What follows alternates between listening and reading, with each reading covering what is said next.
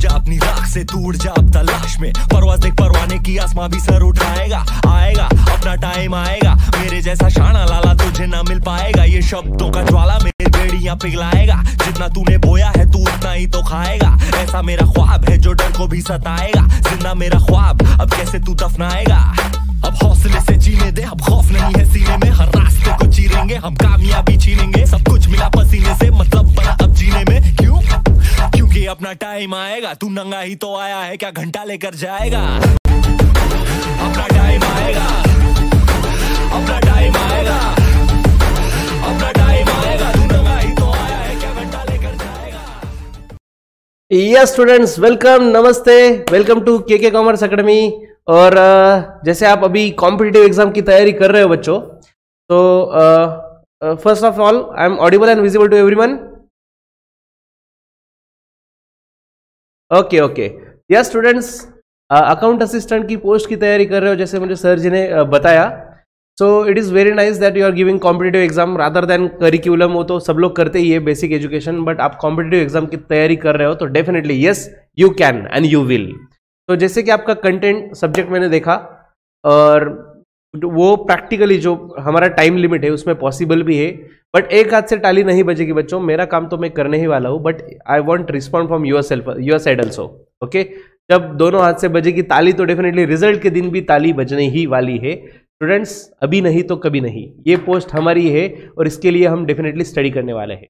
तो अकाउंट्स, ये जो सिलेबस है वो कंटेंट है मेरे पास। तो I am CA Kunal Kataria, your teacher for accounts. तो अकाउंट्स में बेसिकली है क्या क्या, वैसे तो इंडेक्स आपके पास भी है, आपको कंटेंट पता है, तो ज़्यादा डिटेल में नहीं जाऊँगा। बस अकाउंट्स में एक है फाइनेंशियल अकाउंटिंग, थोड़ा सा कुछ कॉस्ट अकाउंटिंग, थोड़ा कुछ टैक्सेशन एंड सो ऑन। उन्होंने मल्टीपल सब्जेक्ट का कॉम्बिनेशन, मतलब आपको एज अ अकाउंट असिस्टेंट आप जब उस पोस्ट पे जाओगे, आप जब एग्जाम क्रैक कर लोगे तो आप उस कैपेबल बनो, एग्जैक्टली आप प्रैक्टिकली काम कर सको, वो हिसाब से आपका सिलेबस फ्रेम किया है। सो it is very positive thing. Okay, तो अब थोड़ा सा डायरेक्टली पढ़ाई के बारे में डिस्कस करते हैं ना सर, एग्जैक्टली आप क्या सिखाने वाले हो और कैसे हम जाने वाले हैं। स्टूडेंट्स, अकाउंट्स का मैं बेसिक डायरेक्टली स्टार्ट करता हूँ, सीधी बात, नो बकवास। टाइम है लिमिटेड, कंटेंट है अनलिमिटेड। ओके, तो स्टार्ट करते हैं। स्टूडेंट्स, अकाउंट्स में सबसे पहले बेसिक्स से जाएंगे हम, and I am just considering yourself as zero. मतलब आप हीरो भी हो सकते हो, अच्छी बात है, अगर हो गए तो मैं अंडर एस्टिमेट नहीं कर रहा हूँ।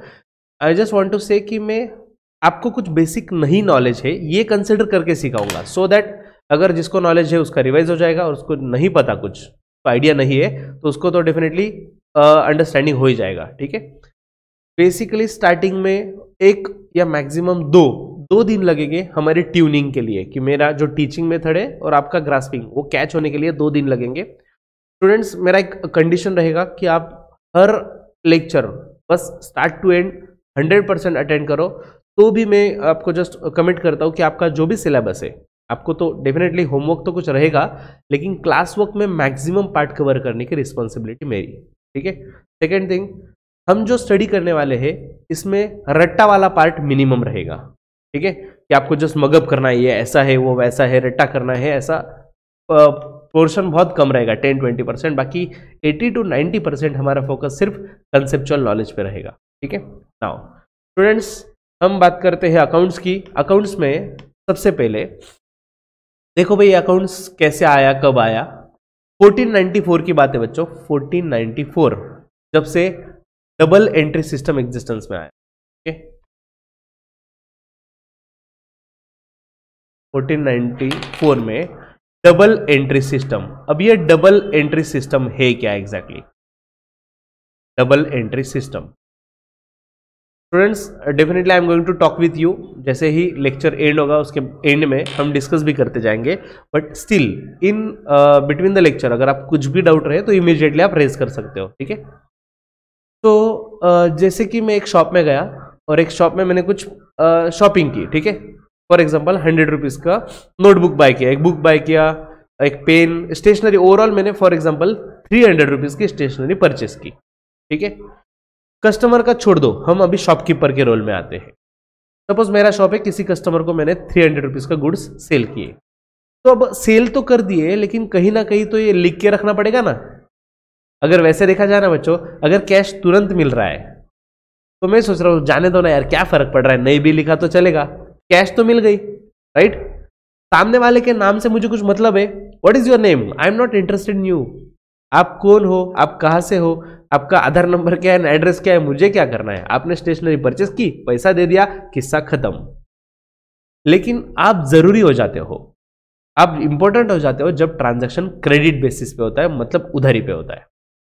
देखो बच्चों, अगर आप आज गुड्स लेके जा रहे हो और आप मुझे कमिट कर रहे हो कि आज स्टेशनरी दे दो, मेरे पापा आज घर पे नहीं है, 8 दिन में हम पैसे दे देंगे। अरे लेकिन तू है कौन भाई, तू है कौन, मैं तुझे पहचानता नहीं, तुझे घर वालों को पहचानता नहीं, तो कैसे दे दूं। Now your identity is important. अब जरूरी हो जाता है लिख के रखना कि सामने वाला कौन है, और सामने वाले से क्योंकि फ्यूचर में पैसे लेने हैं, ठीक है।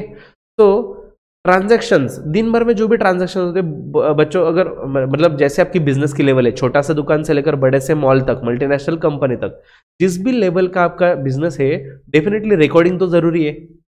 रिकॉर्डिंग के दो पर्पज है, एक तो खुद के लिए और एक गवर्नमेंट के लिए। गवर्नमेंट क्यों, अरे टैक्सेशन देना है ना भाई, टैक्स अगर पे करना है तो यस स्टूडेंट्स, एनी डाउट, क्या हुआ।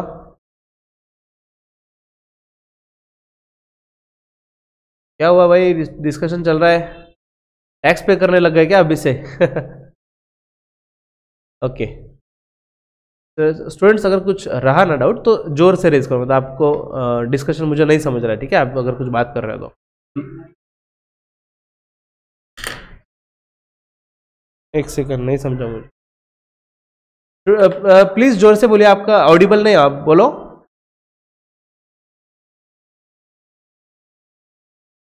माइक ऑन है इसलिए, ठीक है ठीक है। तो अब आपने ऑफ कर दिया, कुछ रहा तो बोलना। नाउ स्टूडेंट्स, हम बात कर रहे थे रिकॉर्डिंग की, ठीक है। देखो हुआ क्या, सबसे पहले हुआ ट्रांजैक्शन। अब ट्रांजैक्शन हुआ मतलब क्या, जैसे मैं शॉप में गया, मैंने कुछ परचेस किया, मतलब एक ट्रांजैक्शन हो गया, ठीक है। या फिर सामने वाले के पॉइंट से सोचे, उसने मुझे सेल किया, एक ट्रांजैक्शन हो गया। 1 रुपए के, मतलब 1 रुपए की चॉकलेट से लेकर 1 करोड़ की कार तक, what ever the transaction amount is, at the end वो ट्रांजेक्शन ही है, ठीक है। अब ऐसा हो गया कि दिन ब दिन ट्रांजेक्शन बढ़ते गए और कहीं ना कहीं लिख के रखने की जरूरत पड़ने लग गई, तो मैंने एक डायरी परचेस कर ली, ठीक है। एक डायरी, एक नोटबुक, एक पेज, एक पेपर, कहीं ना कहीं तो हम लिख के रखेंगे दिन भर में क्या क्या हुआ, फिर वो कैश पे हो, क्रेडिट पे हो, ओके। अगर हम बिजनेसमैन है तो सेल्स करके इनकम आएगा, ये भी होता है दिन भर में। मैं कहीं ना कहीं से परचेस करता हूँ तो खर्चा होता है। सैलरी, भाई स्टाफ वगैरह है मेरे पास तो उनको सैलरी देनी पड़ती है, रेंट है, लाइट बिल है, ऐसे बहुत सारे एक्सपेंसेस होते हैं। तो ऐसे दिन भर में सपोज 100 ट्रांजेक्शन हो जाते हैं, 1000 मतलब थोड़ा बड़ा बोल दिया मैंने, बड़े बिजनेस का 100 ट्रांजेक्शन हो जाते हैं। और ऑफकोर्स ह्यूमन माइंड को लिमिटेशन है, हम एक लिमिट के बाद याद नहीं रख सकते, इसलिए अगर ये रिकॉर्ड करके रखना है कहीं ना कहीं तो रिकॉर्ड करना पड़ेगा। और रिकॉर्ड करने के लिए मैंने एक बुक लिया, एक डायरी ले ली,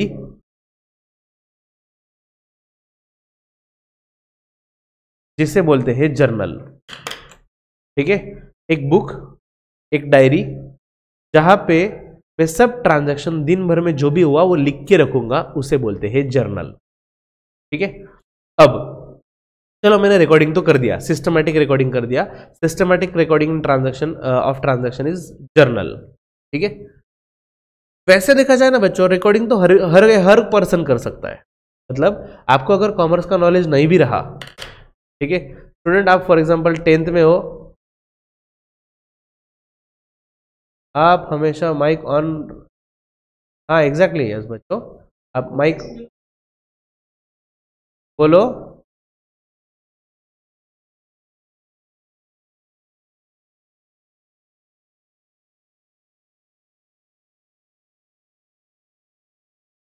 सबको म्यूट कर दो,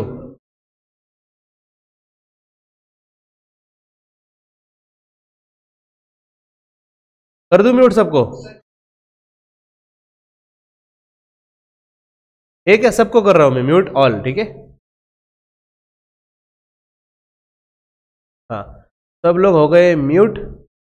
अब जस्ट क्रिएटिव एकेडमी सर जी, आपको मैंने कर दिया अनम्यूट, ठीक है।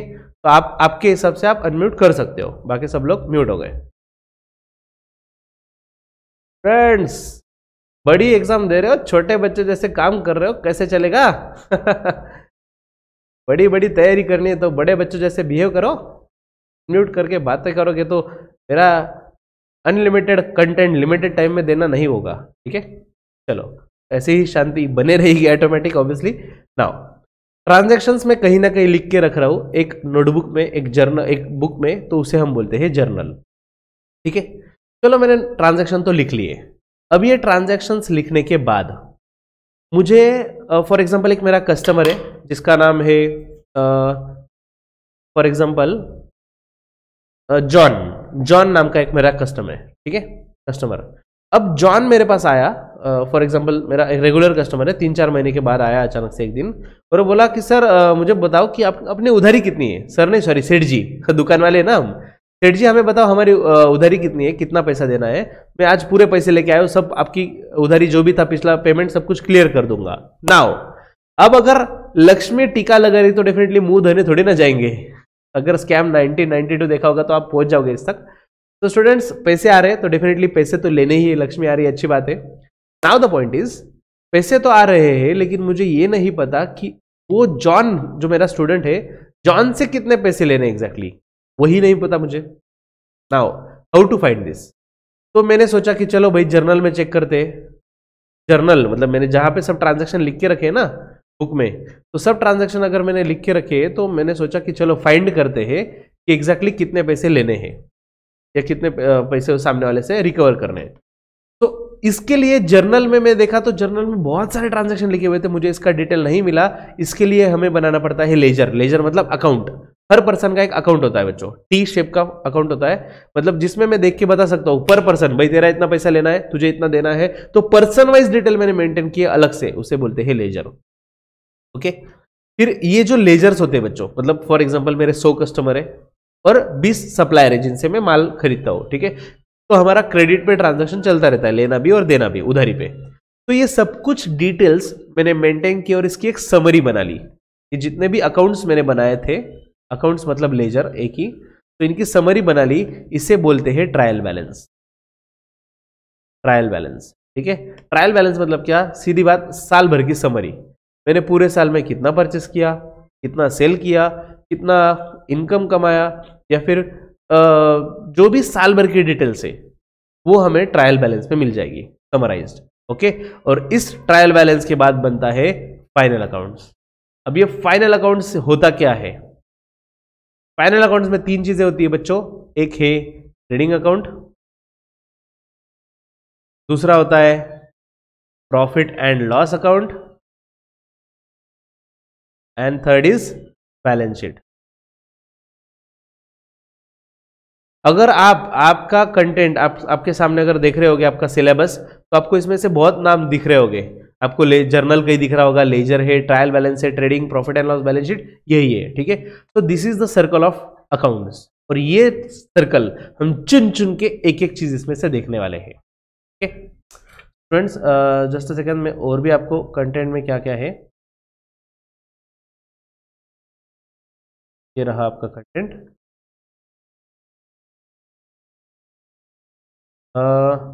आई होप आपका विजिबल रहेगा। जस्ट अ सेकेंड, विजिबल करवा देता हूँ।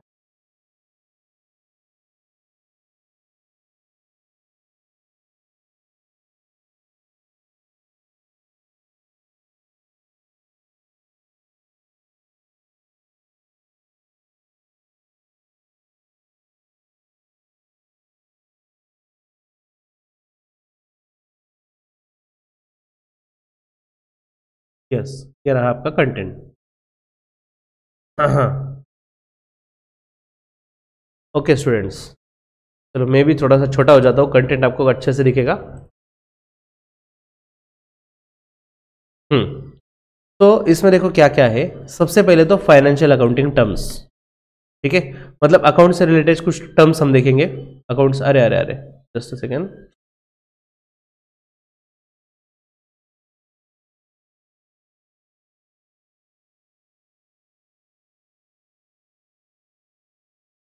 फाइनेंशियल अकाउंटिंग, फाइनेंशियल अकाउंटिंग कुछ टर्म्स है। उसके बाद देखो अकाउंटिंग इक्वेशन और जर्नल। जर्नल मैंने आपको अभी नाम बताया जस्ट, ठीक है। और होता कैसे है बच्चों, अकाउंटिंग इक्वेशन मतलब बहुत सिंपल सा इक्वेशन है। एक इक्वेशन है जिसमें asset equal to capital plus liabilities. अब ये क्या होता है, कैसे होता है, सब कुछ हम देखेंगे बच्चों। आज ट्रेलर है, पिक्चर तो अगले एपिसोड में दिखेगा ना। स्टार्टिंग में कैसे डायरेक्ट पिक्चर स्टार्ट कर दे, आज टोटली ट्रेलर है। बस आप अलर्ट रहो और एंड तक शांति से देखते रहो एक एक चीज। नेक्स्ट, उसके बाद थर्ड इसमें क्या है, वाउचर्स। वाउचर मतलब डॉक्यूमेंट बच्चों। देखो, अगर मैंने सेल किया, किसी कस्टमर को गुड सेल किया, तो मैं क्या बनाऊंगा, सेल्स बिल। एग्जैक्टली, तो सेल्स बिल बन गया एक डॉक्यूमेंट, एक वाउचर। अब मैं बैंक में गया पैसे डिपॉजिट करने, कैश डिपॉजिट करने, तो बैंक में जाने के बाद वहां पे काउंटर होता है ना, वो एक स्लिप भरनी पड़ती है, डिटेल में लिखना पड़ता है, 2000 की कितनी नोट है, 500 की कितनी, 100 की कितनी, वो जो स्लिप होती है डिपॉजिट स्लिप, ये हो गया वाउचर, ठीक है।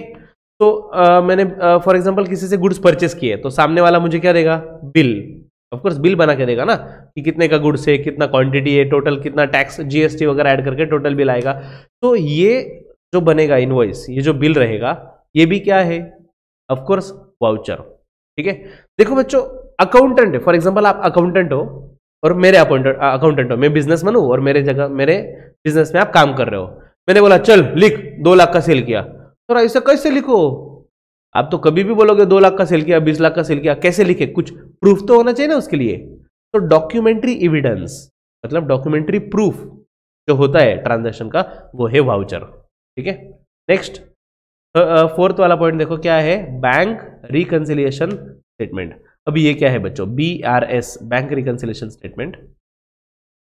बेसिकली इसमें हम देखेंगे कि कभी कभी ऐसा होता है कि हमें लगता है, मतलब हमारे पास एक बुक होता है जिसे बोलते हैं कैश बुक, और बैंक वालों के पास क्या होता है, पासबुक। स्टूडेंट्स, आपका भी बैंक में अकाउंट होगा एज अ स्टूडेंट, या फिर एज अ आपके पेरेंट्स का तो डेफिनेटली होगा। अगर बैंक में अकाउंट है तो सेविंग अकाउंट अगर ओपन किया तो आपको मिला होगा एक पासबुक, ठीक है। तो बिकॉज ऑफ सम ट्रांजैक्शंस कभी कभी ऐसा होता है कि मेरे साइड से मतलब मैं कैश बुक मेंटेन कर रहा हूँ, मैं लिख के रखता हूँ, मैंने बैंक में इतने पैसे जमा किए, मेरे बैंक में से इतने पैसे गए, इतने पैसे आए, स्टूडेंट ने फीस जमा की, मैं सब कुछ लिख के रखता हूँ। तो मेरे हिसाब से मैं मेंटेन करता हूँ कैश बुक, और बैंक वाले जो है वो मेंटेन करते हैं पासबुक।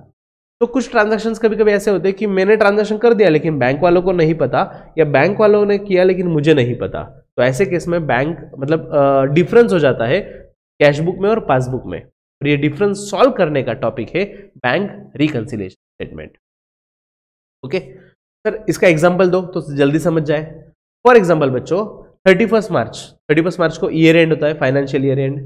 तो 31 मार्च को मुझे इंटरेस्ट मिलता है, मेरे बैंक में 50,000 रुपए थे, तो उसमें मुझे फॉर एग्जांपल 2,000 रुपए इंटरेस्ट मिलने वाला है, ठीक है। अब 2,000 रुपीज अगर इंटरेस्ट मिलने वाला है, तो क्या वो घर पे आएंगे पैसे लेके, ये लो आपके 2,000 रुपए, आपने इंटरेस्ट कमाया? ऑब्वियसली नहीं यार, अकाउंट में डायरेक्ट जमा हो जाएंगे पैसे।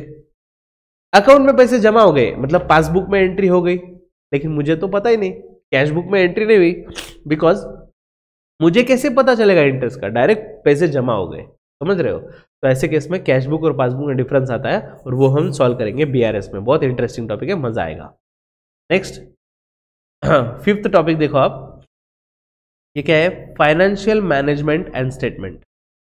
तो फाइनेंशियल स्टेटमेंट हम प्रिपेयर करेंगे, इसमें फाइनेंशियल स्टेटमेंट क्या रहेगा उसी टॉपिक में आपको डिटेल में बताऊंगा मैं। Next is partnership accounts. बच्चों, पार्टनरशिप मतलब जब 2 और more person come together and doing a business. साथ में क्यों आते हैं मल्टीपल पर्सन, भाई दो सब लोग मिलके बिजनेस करेंगे, अच्छा खासा प्रॉफिट होगा, और जो भी प्रॉफिट होगा ऑफकोर्स शेयर कर लेंगे, जो भी प्रॉफिट शेयरिंग रेशो होगा एडवांस में डिसाइड कर लेंगे। और अगर कुछ नहीं पता तो फॉर एग्जांपल इक्वल रेशो रहेगा, ठीक है। 10 पार्टनर है फॉर एग्जांपल, तो 10 के 10 पार्टनर इक्वल प्रॉफिट डिस्ट्रीब्यूट कर लेंगे। तो जो भी रेशो होगा उस रेशो में प्रॉफिट डिस्ट्रीब्यूट कर लेंगे, और प्रॉफिट कमाने के लिए, साथ में बिजनेस करने के लिए हमने पार्टनरशिप फर्म प्रिपेयर किया, ठीक है। नेक्स्ट, ये पार्टनरशिप अकाउंट रहेगा, इसमें हम अकाउंटिंग करेंगे और प्रॉफिट वगैरह डिस्ट्रीब्यूट करेंगे पार्टनर्स का। Next is ledger accounts. Ledger accounts बच्चों हमने अभी बताया ना, लेजर अकाउंट ऊपर मैंने आपको बताया था, लेजर मतलब अकाउंट्स ड्रॉ करने का, पर्सन का, हर पर्सन का separate account, that is ledger. Next, cash book और फाइनेंशियल ऑडिट। कैश बुक मतलब सिंपली मेरे पास कितना कैश आया, कितना कैश गया, इसका हिसाब मेंटेन रखना, that is cash book. Simple, receipt और पेमेंट, ये दो साइड होती है उसमें, ठीक है। Next is elements of double entry book keeping. मैंने लेक्चर स्टार्ट किया तो मेरा पहला वर्ड ये था, डबल एंट्री बुक कीपिंग।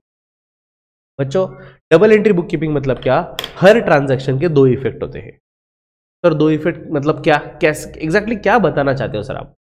बच्चों मैं मेरे शॉप का एग्जांपल कंटिन्यू करता हूँ। मैं शॉप में बैठा था, एक कस्टमर आया और उसने 300 रुपीज की स्टेशनरी बाई की, राइट? तो मेरे शॉप से क्या गया? स्टेशनरी गई। और मुझे क्या मिला? कैश मिला। हो गए ना दो इफेक्ट, राइट? चलो सामने वाले के पॉइंट से सोचते हैं, उससे क्या गया? कैश गया। उससे क्या मिला? स्टेशनरी मिला। हर ट्रांजैक्शन के दो इफेक्ट हो रहे। ओके, मैं गया शॉपिंग करने, कपड़े मैंने क्लोथ्स लिए, तो मेरे पास क्लोथ्स आए, अगेन कैश गया। सेम फंडा, कुछ ना कुछ आ रहा है, कुछ ना कुछ जा रहा है। तो हर ट्रांजैक्शन के दो इफेक्ट होते हैं, वो हम देखेंगे double entry system. Next is trial balance. Trial balance मतलब मैंने आपको बताया कि समरी ऑफ ऑल अकाउंट्स। साल भर में कितना परचेस किया, साल भर में कितना सेल किया, साल भर में लोगों को सैलरी, स्टाफ को सैलरी कितना पे किया, साल भर का लाइट बिल कितना था, रेंट कितना था, ये सब कुछ ओवरऑल पूरे साल की समरी बनाई जाती है, इसे बोलते हैं trial balance. Next trading account. Trade मतलब क्या? Buying and selling of goods. अगर आप गुड्स बाय कर रहे हो तो ट्रेडिंग अकाउंट में आता है, सेल कर रहे हो तो ट्रेडिंग अकाउंट में आता है। मतलब इसमें से हमें समझता है कि एग्जैक्टली हमारा प्रॉफिट कितना है, समझ रहे हो? मैंने 100 रुपए में गुड्स परचेस किया, 130 में सेल किया, तो 30 रुपीज प्रॉफिट हुआ ना। ये कब पता चलेगा? ट्रेडिंग अकाउंट बनाने के बाद। Next is profit and loss account और बैलेंस शीट। अभी ये क्या होता है बच्चों? देखो मैंने आपको बताया कि 100 रुपए में गुड्स मैंने परचेस किया, 130 में बेच दिया, तो 30 रुपीज प्रॉफिट हुआ। अरे लेकिन मैं हवा में थोड़ी बिजनेस कर रहा हूं, मेरा शॉप है, उसमें रेंट है, उसका लाइट बिल है, उसका मेंटेनेंस है, बहुत सारे एक्सपेंसेस है, एडवर्टीजमेंट का खर्चा है, और ये सब कुछ जाने के बाद जो जेब में जाएगा फाइनल अमाउंट, उससे बोलते हैं नेट प्रॉफिट। मतलब ये अपना वाला प्रॉफिट, सब कुछ खर्चा पे किया, टैक्स दिया, सब दिया, तो मुझे कितना मिला? That is net profit. और ये नेट प्रॉफिट निकालने के लिए बनाना पड़ता है हमें प्रॉफिट एंड लॉस अकाउंट। तो सब एक्सपेंसेस और इनकम लिखा जाएंगे और उसमें से हम प्रॉफिट फाइंड करेंगे। तो सर ये बैलेंस शीट क्या है? बच्चों बैलेंस शीट मतलब मेरे पास जो भी प्रॉपर्टीज है और लोन है। अरे भगवान का दिया हुआ सब कुछ है, दौलत है, शोहरत है, ये सब एसेट हो गए, प्रॉपर्टी हो गई। और भगवान ने जो नहीं दिया, जो मैंने खुद ने लिया हुआ, लोन है, लोगों से उठाया हुआ पैसा वगैरह, तो ये सब कुछ बैलेंस शीट में लिखा जाएगा, एसेट्स भी और लायबिलिटीज। देखो अगर आप बैंक में लोन लेने जाओ तो आपको बैंक कौन से बेसिस पे लोन देती है? दो बेसिस होते हैं। पहला बेसिस वो चेक करते हैं कि सामने वाला प्रॉफिट कितना कमा रहा है, और दूसरा वो देखते हैं कि सामने वाले के पास प्रॉपर्टी क्या है। अगर इस एक आधे साल प्रॉफिट नहीं भी कमाया, लॉस में भी गया, अगर उसके पास प्रॉपर्टी है तो उसको लोन हम दे सकते हैं, क्योंकि इसने पैसे नहीं दिए तो प्रॉपर्टी हड़प लेंगे, राइट? तो ये सब कुछ हम बैलेंस शीट में दिखाते हैं कि हमारे पास कौन सी प्रॉपर्टीज है। Next concept of social accounting, social audit, cash based single entry system of accounting. बच्चों इसमें सिंगल एंट्री सिस्टम है, मतलब यहाँ पे दो इफेक्ट नहीं दिए जाते, बस कैश पे फोकस किया जाता है। कैश आ रहा है, कैश जा रहा है, उस पर फोकस किया। नेक्स्ट अब ये क्या है भाई? Public financial management system. अब ये क्या है? ये थोड़ा सा नया पार्ट है, इसमें जब टॉपिक स्टार्ट करेंगे तब मैं आपको एक्सप्लेन करूंगा। इंडियन फाइनेंशियल मैनेजमेंट सिस्टम, ये थोड़ा सा थ्योरेटिकल पार्ट, इंडिया में कैसा सिस्टम होता है, फाइनेंशियल सिस्टम वगैरह, उसके बारे में नॉलेज दिया गया है। अब यहाँ से टैक्स, ये वाला पार्ट पूरा टैक्स से रिलेटेड है, टैक्सेशन, टैक्स के लॉज। उसमें दो टाइप होते हैं, डायरेक्ट टैक्स और इनडायरेक्ट टैक्स। डायरेक्ट टैक्स का अगर आपको एग्जांपल दिया जाए तो वो है इनकम टैक्स, और इनडायरेक्ट टैक्स का एग्जांपल है GST, goods and service tax. तो स्टूडेंट्स पहले तो बहुत सारे टैक्सेस जम्मू कश्मीर में एप्लीकेबल नहीं थे, लेकिन बस जस्ट 5 अगस्त आई थिंक 367 जो भी निकाला, तो 373 ना शायद, आई डोंट रिमेंबर एग्जैक्टली। तो now Jammu Kashmir is consider as a part of India of course in every act. तो income tax act Jammu Kashmir के लिए भी एप्लीकेबल है, जीएसटी जम्मू कश्मीर के लिए भी एप्लीकेबल है। मतलब पहले अगर कोई भी टैक्स पढ़ो ना तो हर जगह पे लिखा होता था, ब्रैकेट में लिखा होता था, मतलब for example GST applicable to all India except Jammu and Kashmir, income tax applicable to all India except Jammu and Kashmir. ये एक्सेप्ट निकल गया, एक्सेप्ट गायब हो गया। अब सबके सब टैक्सेस जो है वो जम्मू कश्मीर के लिए भी एप्लीकेबल। तो डायरेक्ट टैक्स मतलब इनकम टैक्स क्या और जीएसटी क्या? बच्चों बेसिकली इनका फर्क ऐसा है, डायरेक्ट टैक्स मतलब ऐसा कि जो पर्सन कमाता है ना इनकम, उसी को टैक्स लगाया जाता है। भाई तू कमा रहा है ना तो तुझे ही टैक्स देना पड़ेगा, ये है डायरेक्ट टैक्स। और इनडायरेक्ट टैक्स मतलब कमा तो मैं रहा हूं लेकिन मैं टैक्स का बर्डन दूसरे पे शिफ्ट कर सकता हूं, उससे बोलते हैं इनडायरेक्ट टैक्स। सर दूसरा कैसे भरेगा अपना टैक्स? बच्चों एग्जांपल देखते हैं जीएसटी का, ठीक है। फॉर एग्जांपल एलईडी का एग्जांपल लेते हैं हम, ठीक है। एलईडी अरे अरे अरे सपोज 20,000 का एलईडी है, एलईडी बोलो, एलसीडी बोलो, टीवी बोलो, ठीक है। ये प्राइस पे किसने सेल किया? ये मैन्युफैक्चरर ने होलसेलर को दिया 20,000 में। होलसेलर क्या करेगा? रिटेलर को देगा 25,000 में, और रिटेलर कस्टमर को सेल करेगा 50,000 में। सर क्या बात कर रहे हो, इतना प्रॉफिट? एक्चुअल में रियल प्रॉफिट रिटेलर को ही होता है बच्चों, ज्यादा प्रॉफिट रिटेलर को ही होता है हमेशा, कोई भी बिजनेस देख लो। क्योंकि ये होलसेलर और मैन्युफैक्चरर ना, ये क्वांटिटी में खेलते हैं, ये ज्यादा प्रॉफिट में नहीं बिलीव रखते, क्वांटिटी पे फोकस करते हैं। ज्यादा क्वांटिटी सेल करेंगे और ज्यादा प्रॉफिट कम, ठीक है। Now the our point is GST. मान लो इस पे 5% टैक्स है, तो 20,000 का 5% टैक्स कितना आएगा? 10%। देखो 1 0 कट किया तो 10% मिलता है, 2,000 उसका हाफ 1,000 रुपीज इसका टैक्स आ गया 5%, ठीक है। ये 25,000 इसका भी 5% निकालते हैं, तो देखो 1 0 कट किया तो 10% कितना बचा? 2,500 उसका हाफ 1,250। और 50,000 इसका भी 5% टैक्स लगेगा, 1 0 कट 5,000 है, उसका हाफ आएगा 2,500। देखो बच्चों एक्चुअली वर्क कैसे करता है, ये कैसे वर्क करता है सिस्टम। सबसे पहले तो मैन्युफैक्चरर होलसेलर को जो बिल बनाएगा ना, बिल इनवॉइस, तो बिल में 20,000 रुपए का एलईडी प्लस 1,000 रुपए टैक्स, ऐसा करके 21,000 का बिल देगा हाथ में, ओके। फिर रिटेलर ने क्या किया? 25,000 को सेल किया तो 25,000 पे टैक्स लगाया 1,250, और वो मतलब होलसेलर ने रिटेलर को बिल दिया, और रिटेलर ने 50,000 में एलईडी दिया 2,500 रुपए टैक्स लगा के, ठीक है। स्टूडेंट्स ये सर्कल में, ये पूरे सर्कल में एट द एंड टैक्स का बर्डन किस पे शिफ्ट हो रहा है? मैन्युफैक्चरर शिफ्ट कर रहा है बर्डन होलसेलर पे, होलसेलर से टैक्स वसूल करके गवर्नमेंट को पे कर रहा है। होलसेलर किससे टैक्स वसूल कर रहा है? वो रिटेलर से टैक्स वसूल करके फिर गवर्नमेंट को पे कर रहा है, और रिटेलर कस्टमर को टैक्स, कस्टमर से वसूल करके गवर्नमेंट को पे कर रहा है। तो कस्टमर, कंज्यूमर बेचारा मरने वाला है वो, क्योंकि पूरा टैक्स का बर्डन उस पर, इसे बोलते हैं इनडायरेक्ट टैक्स, जिसमें टैक्स का बर्डन दूसरे पे शिफ्ट किया जाता है।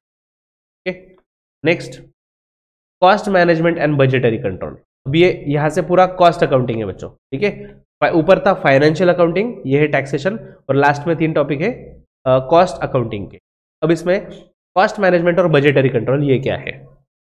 देखो बच्चों, बजटरी मतलब हर बिजनेस में कुछ ना कुछ बजट होता है। अगर हम 5,000 यूनिट्स बनाए तो कितना खर्चा लगना चाहिए, अगर हम 10,000 यूनिट्स प्रोड्यूस करें तो कितना कॉस्ट लगना चाहिए। तो ऐसे अलग अलग लेवल का बजट किया जाता है, एस्टिमेट निकाला जाता है। बजट मतलब एस्टिमेट ना, प्रीवियस लास्ट ईयर का हम बजट निकालते क्या? नहीं, नेक्स्ट ईयर का बजट निकालते हैं। बच्चों अगर आप इनकम टैक्स में अपडेटेड हो गए तो आपको पता होना चाहिए कुछ ही दिन में, फरवरी आ रहा है, जनवरी एंड है, फरवरी आने के बाद बजट आएगा, इनकम टैक्स गवर्नमेंट का बजट आएगा, और उस बजट में क्या रहेगा? नेक्स्ट ईयर टैक्सेशन कैसे रहेंगे उसका प्लानिंग, नेक्स्ट ईयर का प्लानिंग, उससे बोलते हैं बजट। तो वैसे ही हमें यहाँ पे बिजनेस में बजट प्रिपेयर करना है, यस, बजट प्रिपेयर करना है, ठीक है। इस साल भर में कितना खर्चा आएगा, कैसे आएगा, वो बजटरी कंट्रोल का पार्ट है।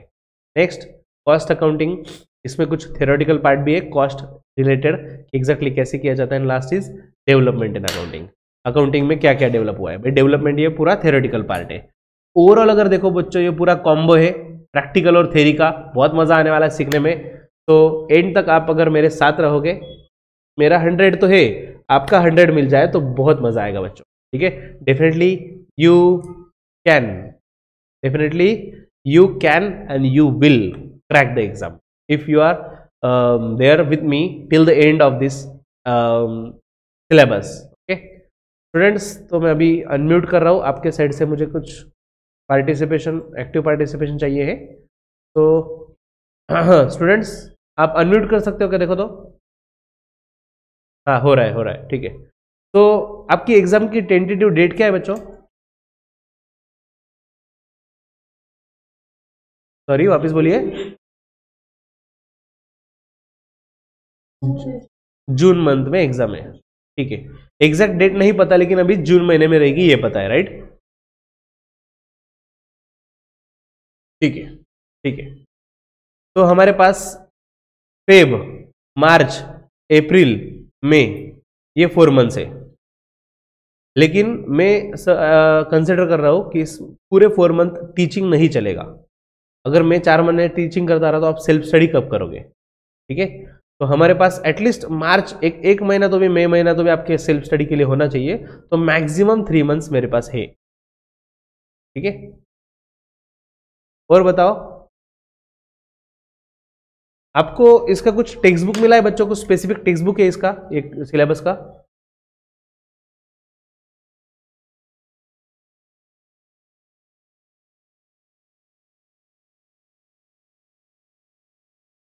हाँ, बस बच्चों इसका कुछ रेफरेंस बुक है सेपरेट, में सब कुछ कंटेंट मिलेगा।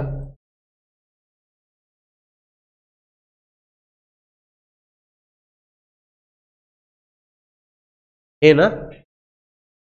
नो बोला क्या आप? नहीं है, नहीं है, ठीक है।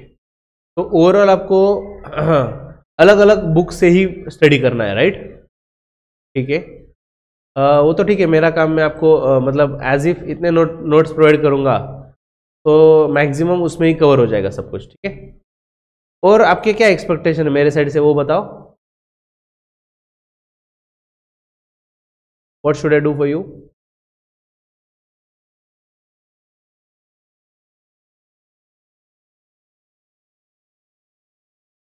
तो आपको बेसिक कुछ आता है या अकाउंट्स की कुछ आइडिया नहीं है?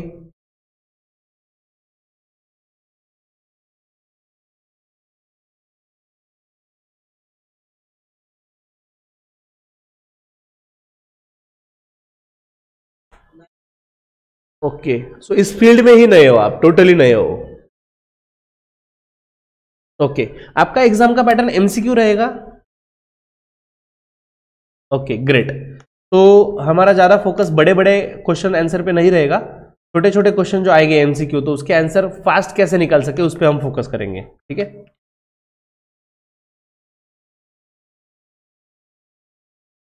हाँ, ये मुद्दे की बात बताई आपने।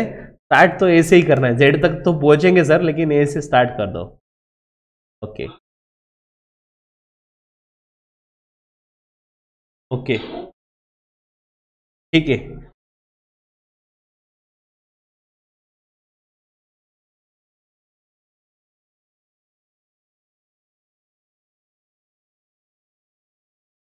क्या बात है, क्या बात है, जबरदस्त। यस यस, ऐसा कोई कंसेप्ट नहीं छोड़ेंगे हम।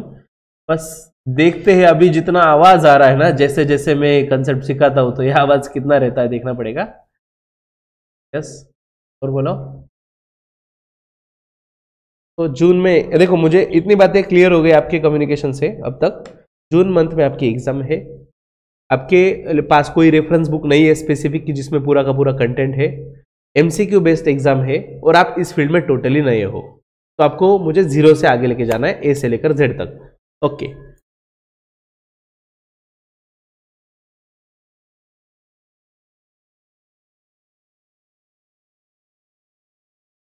क्या बात है, क्या बात है।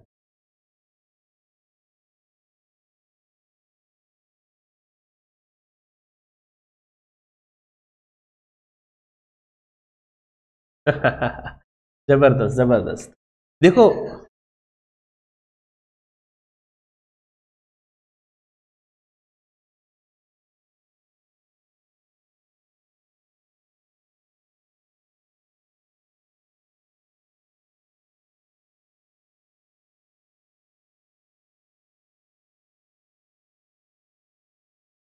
देखो मेरे हिसाब से पूरा जीरो होना ये बेटर है as compare to half knowledge.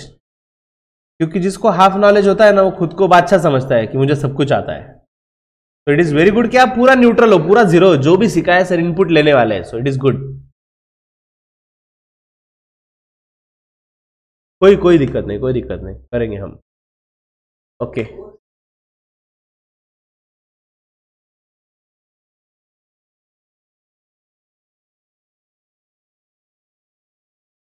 आपने इसके पहले कभी कॉम्पिटेटिव एग्जाम दिए है इसके पहले?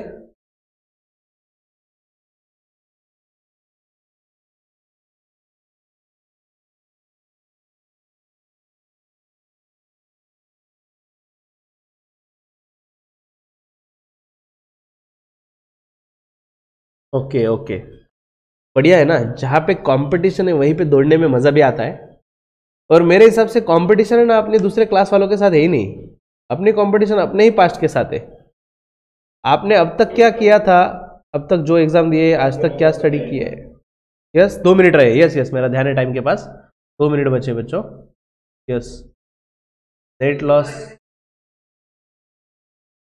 नहीं, आज के लिए तो इतना ही है। मैं एक बार सर से वापस डिस्कस करता हूँ प्रॉपरली डिटेल में, और फिर आपको नेक्स्ट अपडेट करूंगा टाइमिंग का कैसे रहेगा क्या, ठीक है। फिर हम कंडक्ट करेंगे रेगुलर लेक्चर्स, और ज़्यादा से ज़्यादा टाइम हम सोचेंगे कि सैटरडे हो संडे हो कोई भी डे हो हम क्लास लेने का ट्राई करेंगे, ठीक है। चलो बच्चों फिर आज के लिए इतना ही। सर से मैं, यस जी बोलिए, प्लीज रिपीट। कितने लेक्चर चलेगा कि क्लास, ऐसा टाइम ड्यूरेशन बच्चों मेरे दिमाग में 2.5 मंथ है, ठीक है। एक बार मैं ना सिलेबस वापस डिटेल में देख लूँ, कुछ रेफरेंस बुक,